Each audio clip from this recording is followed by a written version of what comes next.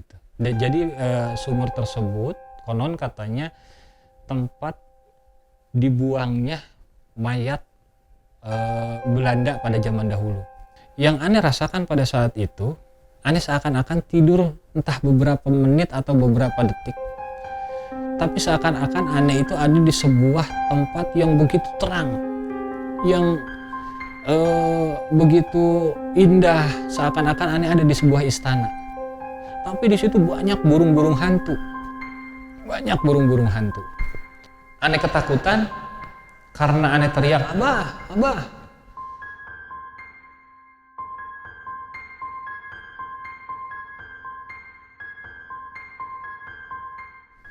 Ya, assalamualaikum warahmatullahi wabarakatuh, teman-teman. Kemarin saya sudah sempat bercerita sebagian dari perjalanan saya yang cukup lumayan menurut saya, dan di season kali ini saya akan melanjutkan kembali dari kisah perjalanan saya.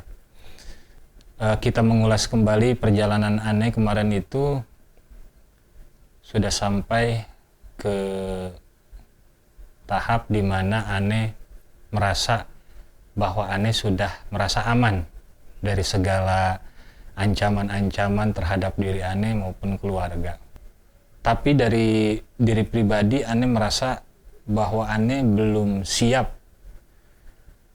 apabila terjadi sesuatu yang benar-benar aneh khawatirkan. Karena jujur aja tetap di benak aneh maupun di pikiran aneh, di setiap hari-hari aneh selalu merasakan ketidaktenangan hati, ketidaktenangan batin.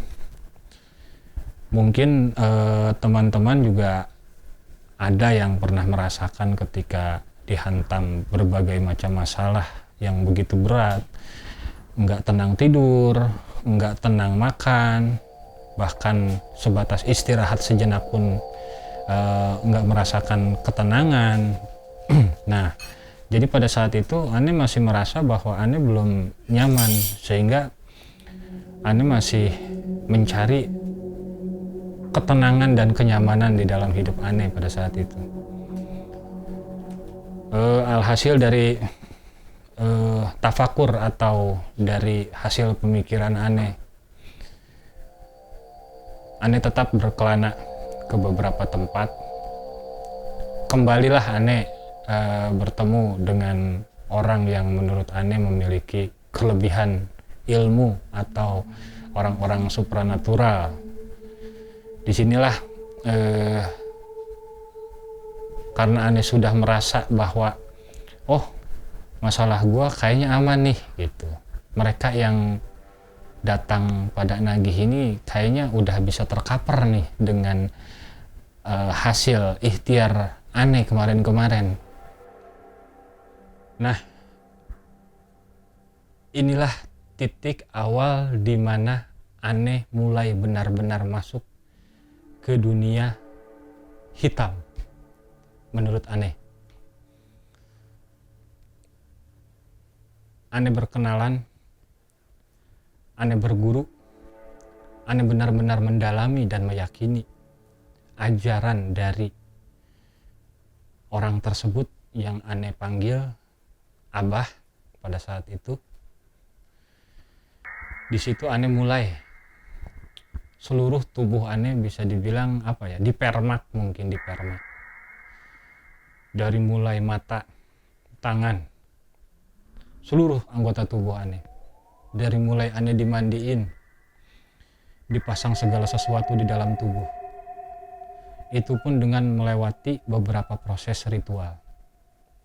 Aneh berkenalan dengan salah seorang abah di kota tempat aneh tinggal, yang konon katanya memang di kampung tersebut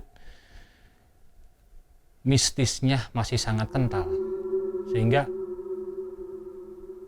aneh harus bertemu dengan seseorang yang bisa mengijazahkan ilmu tersebut, ilmu yang aneh inginkan, yang aneh butuhkan pada saat itu untuk bekal hidup aneh. Kepada si abah itulah aneh berguru.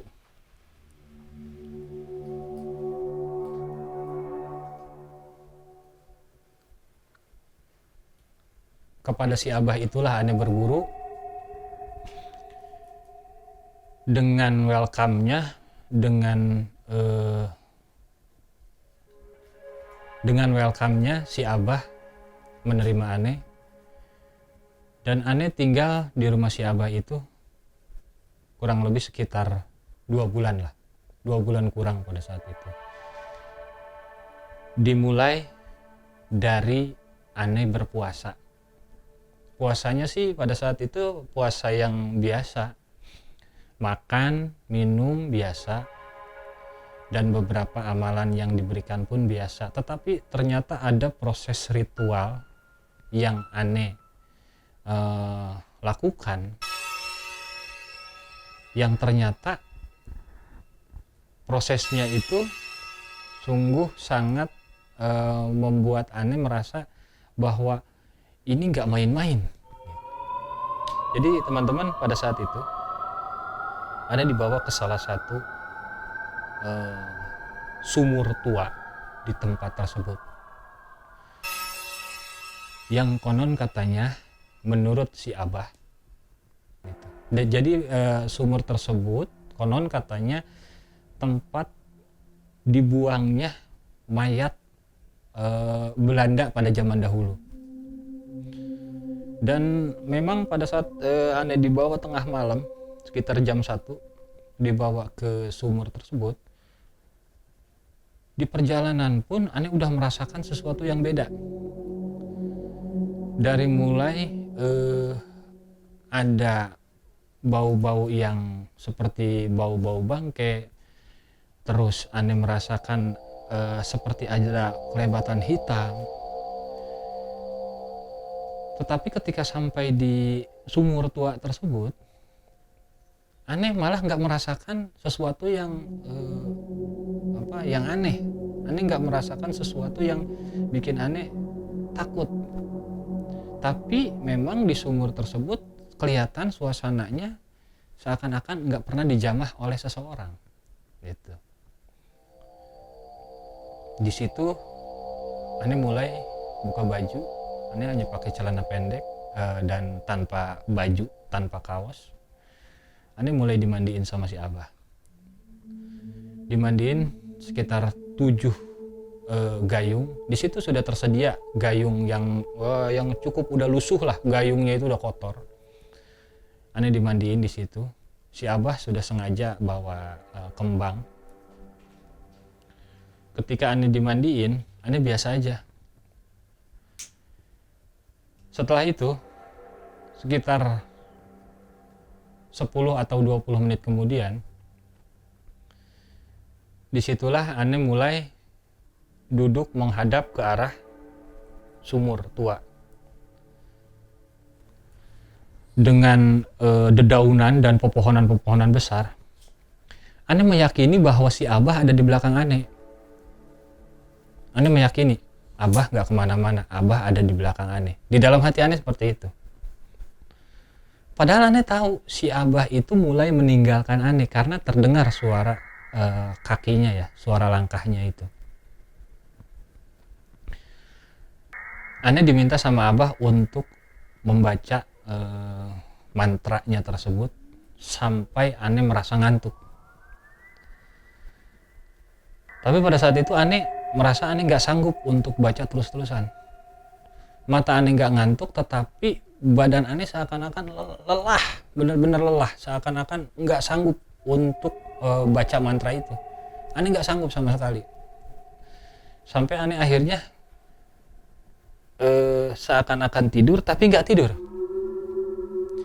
Nah disitulah nggak lama kemudian ane nggak tahu ya berapa lama, karena ane nggak pegang handphone, ane juga nggak pakai jam. Datang si Abah pegang bagian punggung ane, dan Abah bilang udah ada petunjuk gitu, geus aya pituduhna ka Abah.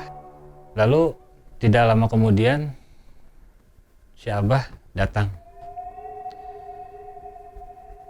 dan si Abah memegang bagian punggung belakang saya.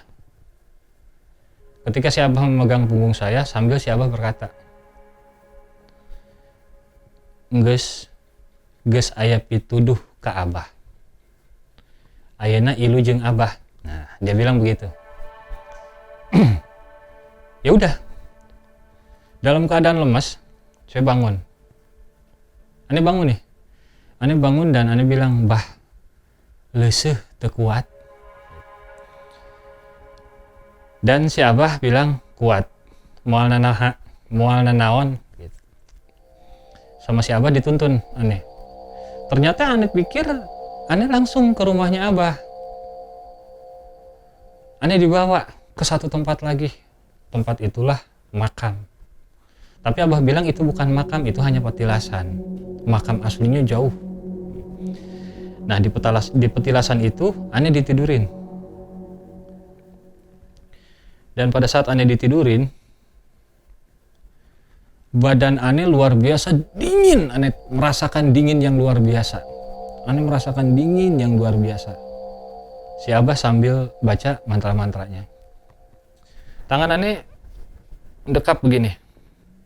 Kayak mayat tidur telentang. Ane diharuskan perem.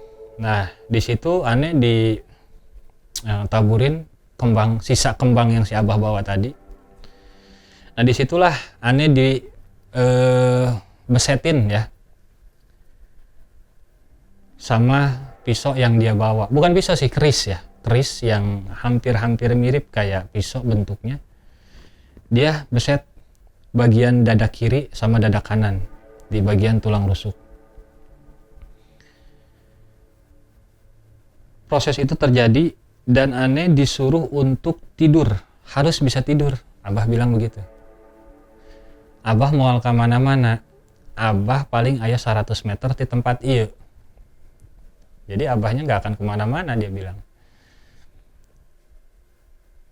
Ane pikir karena memang ane udah niat, ane harus punya, ane harus menguasai. Ya sudah, ane terima aja. Si Abah pergi.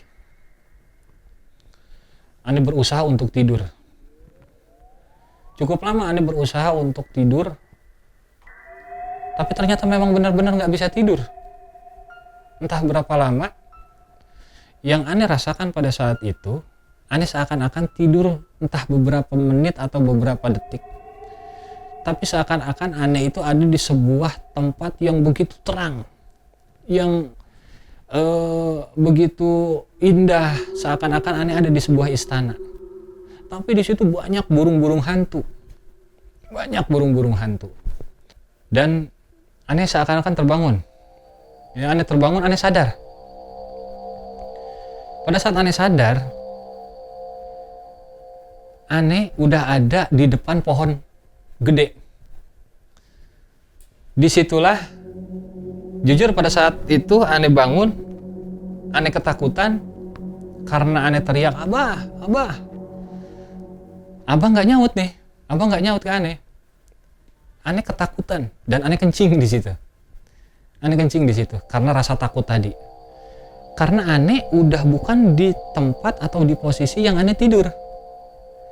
Ane nggak tahu ada di mana. Ane udah ada di sebuah tempat yang di depan persis ane itu ada pohon gede, tinggi gede.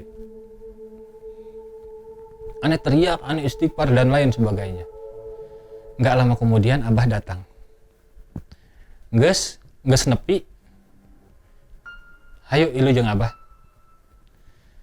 Ane nggak banyak ngomong. Ane pikir udahlah bukan waktunya bertanya. Akhirnya ane dibawa ke rumahnya. Perjalanan dari tempat tersebut ke rumahnya Abah kurang lebih sekitar setengah jam atau 20 menit lah. Sampai di rumahnya ane disuruh makan. Dan ane dibawa ke ruangan atas. Nah, di ruangan atas itulah tempat si Abah ritual. Nah, Abah nanya, "Tadi ngarasakeun naon? Aya kejadian naon?" Ane ceritalah seperti tadi bahwa ane sempat seakan-akan tidur dan ane melihat ada istana, ane ada di sebuah istana, terang benderang, banyak burung hantu dan lain-lain ane ceritakan. Dan Abah itu ketawa. Ya udah, katanya. Yang geus aya nama geus rek sampurna ngan pepeujeuh cenah. iya bakal jadi bumerang. Kalau dipakai di jalur yang nggak bener, ini bakal jadi ancaman. Syaratnya begini. Dia jelasin tuh. Dan aneh sanggupi untuk menyempurnakan. Nah, kembali aneh dikasih pada season kemarin aneh sempat menceritakan bahwa aneh pernah memakan bunga Kamboja. Nah, di sini pun aneh disuruh kembali makan bunga Kamboja. Tapi di sini 7 buah bunga Kamboja. Dengan air 1 gelas itu harus langsung habis. Bunga Kambojanya itu yang belum mekar, ya. Aneh telan, luar biasa, berasa pahit. Nah, tiba-tiba belakang punggung aneh itu di black sama Abah. Aneh di black sama Abah. Dan Abah memasukkan sesuatu benda ke punggung aneh. Setelah dimasukkan benda tersebut, aneh disuruh telentang, dan persis di bagian kening aneh, Abah megang sejenis intan entah berlian, ya. Sepertinya mungkin intan mungkin, ya. Pecahan kaca seperti itu. Abah pegang di jempolnya. Dan Abah tempelkan sampai aneh merasakan sakit seakan-akan kayak ditusuk. Dan si benda itu hilang. Aneh diminta untuk tidur sama Abah. Maneh kudu sare. Kudu bisa sare. Supaya naon anu datang, boh ka diri maneh, boh ka impian maneh, eta maneh bakal nyaho saha sabenerna diri maneh, saha sabenerna leluhur maneh. Akhirnya aneh berusaha untuk tidur. Sekuat tenaga aneh berusaha untuk tidur, gimana pun caranya. Tapi ternyata aneh merasakan aneh nggak bisa tidur. Tapi ada momen, ada masa dimana seakan-akan aneh sempat tidur beberapa detik. Gitu. Nah, di saat aneh merasakan aneh sempat tidur itulah, yang beberapa detik itulah, aneh bermimpi. Aneh seakan-akan ada di sebuah tempat yang begitu terang benderang. Aneh dikelilingi seperti istana. Pepohonan tinggi, tapi ada istana, ada burung-burung hantu. Dan aneh ngelihat beberapa sosok, ya, yang aneh anggap pada saat itu manusia, ya, di mimpi tersebut.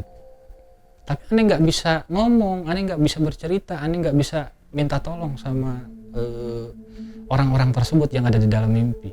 Aneh cuma ngelihat ke kanan, ke kiri, sekeliling aneh. Gue di mana ini? Kok ada ini? Ini siapa? Kok terang banget sih? Perasaan gue tadi bukan di sini deh. Aneh dalam keadaan sadar dan tidak sadar pada saat itu. Jadi aneh merasa bahwa gue kan tadi bukan di sini. Tapi kok ini tempatnya jadi berubah. Tapi setelah itu hilang semua. Dan pada saat aneh sadar, ketika aneh sadar dan aneh buka mata aneh, ternyata aneh sudah ada di satu tempat, yang tempat tersebut bukan tempat saat aneh tidur tadi. Aneh ada di satu tempat, di depan aneh persis itu pohon yang begitu besar. Pohon yang begitu besar. Aneh kaget luar biasa, dan rasa takutnya luar biasa. Karena di pikiran aneh saat itu, aneh merasa bahwa aneh ada di alam lain. Dan Abah jauh dari aneh. Aneh berteriak, Abah, Abah, Abah, Abah di mana? Ane berteriak.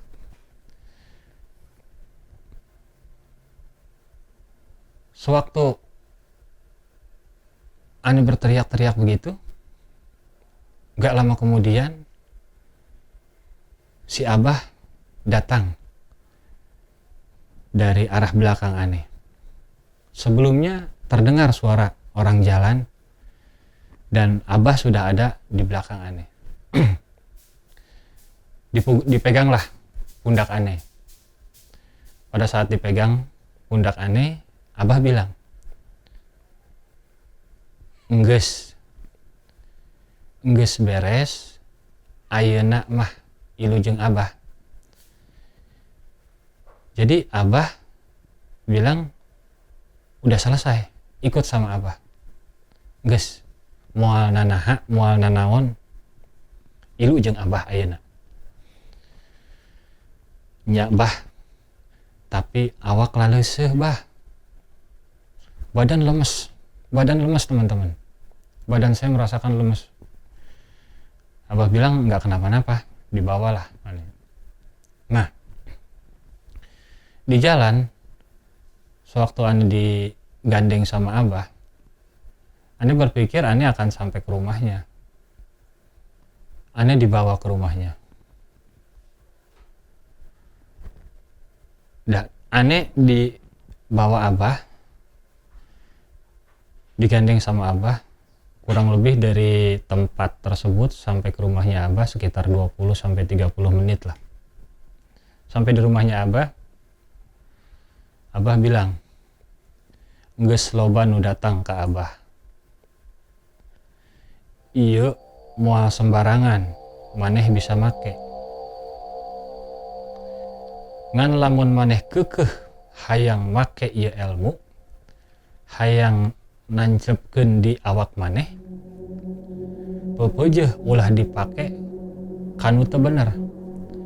Lamun maneh wawanian make kanu teu bener, tarima sorangan akibatna.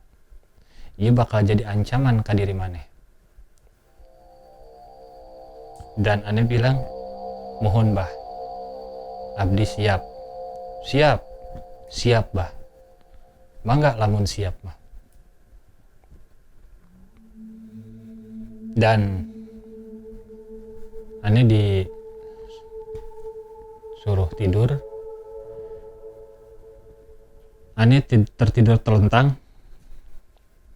Di samping Ane, persis Abah sambil membacakan beberapa doa. Dan Abah pegang sejenis batu kecil, entah intan atau apa.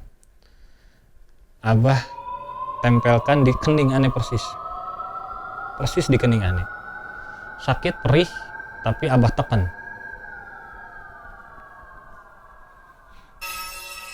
Setelah selesai, Ane disuruh ngebalik badan. Abah persis di belakang Ane. Abah bilang,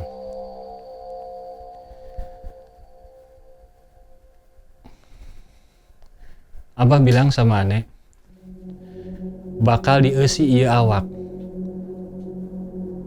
Bakal aya nu asup ka ieu awak.